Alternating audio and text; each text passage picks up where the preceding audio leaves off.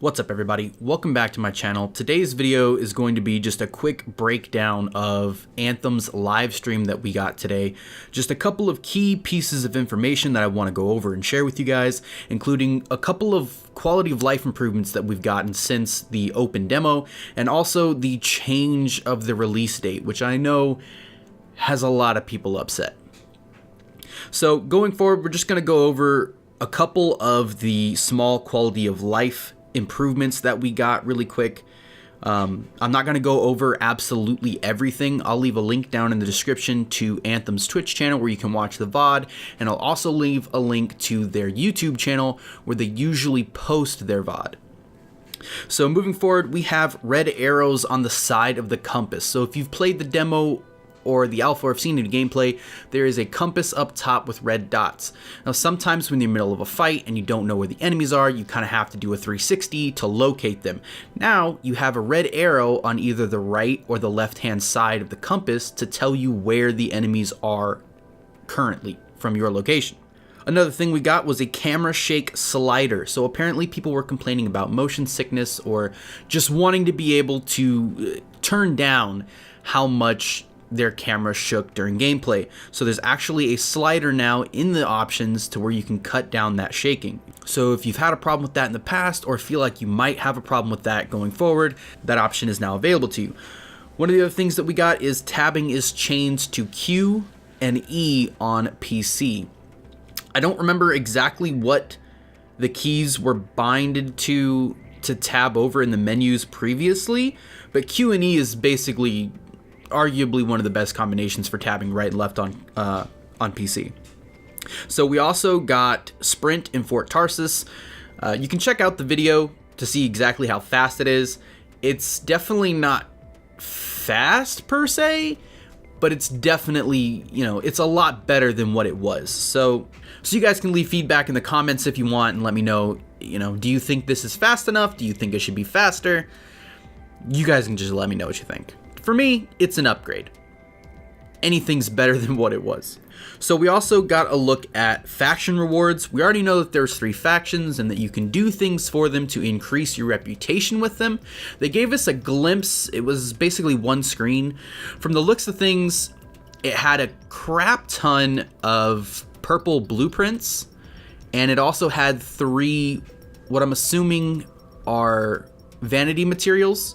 So we know that when you customize your Javelin, you can choose what materials, what parts are made out of. And from the looks of the screen that we were shown on stream, it looks like you can actually earn more materials from factions. So we might not have all of the material options at launch that we had in the demo.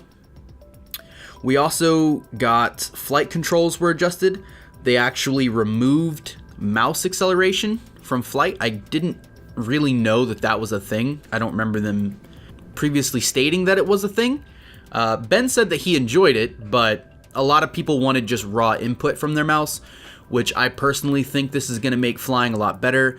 Ben Irving actually said on stream that before the change, he could argue that flying on a controller was just better, which I completely agree with. But apparently with the changes made to the flight system now, flying on a mouse and keyboard is a lot better. Arguably competing with each other now. I know Field of Vision was one that was asked about during the live stream in chat. They said that it is on their radar and it's something they're looking to do because of the different amounts of systems they have in place, such as flying, going underwater, your aiming, your tight aiming or ADS. All of this is going to play a role in how Field of Vision is going to work. So it is on the radar, it is something they're working to do, and they do agree that it should be added. So we can look forward to that. The last thing that I'm gonna go over was they streamlined the expedition screen. So when you went to start up an expedition, it was a little busy. It was kind of hard to figure out what option was what, and so they streamlined this process. When it first opens up, you just choose your mission. After that, you can choose your difficulty, and you're basically brought back to the original screen. But when you initially start the expedition, you're just given a list of things that you want to do, and you can just choose from that list without having to go through a UI first to find the list and then choose what you wanted to do. So it's small, but it's there. So the big change that we actually got in the live stream today was release date. So previously, for me, I'm in MST, Mountain Standard Time. It was February 14th, 3:30 p.m., which was great because it was going to help me reset my sleep schedule. I was going to do a 24-hour stream of Anthem when it released. And it has been changed to February 15th, 8 a.m. my time. So the actual release date that you can use to convert it is 9 a.m. Central Time, February 15th. You can use timezoneconverter.com and you can easily figure out what it's going to be for you. I have two of them that I looked up right now. We have Central European Standard Time. It's going to be 5 p.m. for you guys on February 15th. For Australian Central Standard Time, we have 12:30 a.m. February 16th. So, because it's after midnight, it's the 16th. But basically midnight on the 15th, you guys could probably be ready. And if you're playing on Origin and you haven't closed down the app since the change, it's still going to display sometime on the 14th probably. So in order to fix this, all you have to do is close out Origin, go down to your taskbar, show hidden icons, right-click the orange hurricane symbol, click quit, wait for it to close out, and then reopen Origin. When it does that, you'll see the new time that it will go live in your time zone for you. I don't know exactly where this information is on console as I play on PC, but I know this is an issue. During the entire stream, everybody was confused, even after they talked about it several times on stream, because Origin was still showing the old time. Because they didn't quit out the application, it never updated to the new time. So it's only a couple hours difference. To me, not personally a huge deal, but I know a lot of people that are pretty upset about it. They either took time off work or, it's now 3 a.m. for them instead of in the afternoon. So I know this is an inconvenience, but we have to remember that this probably isn't BioWare's fault. We don't know why this decision was made, and there's no real reason to be toxic about it. Again, I know it can be inconvenient. It's slightly inconvenient for myself, but we just gotta push forward. We're still getting the game. It didn't get delayed by a week or a month.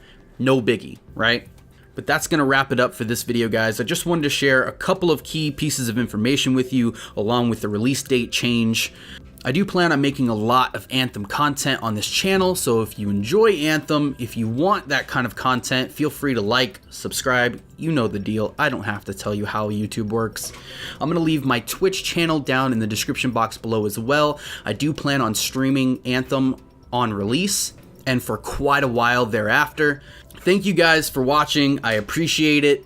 As always, take care of yourselves, take care of each other, and I'll see you in the next one. Thanks, guys.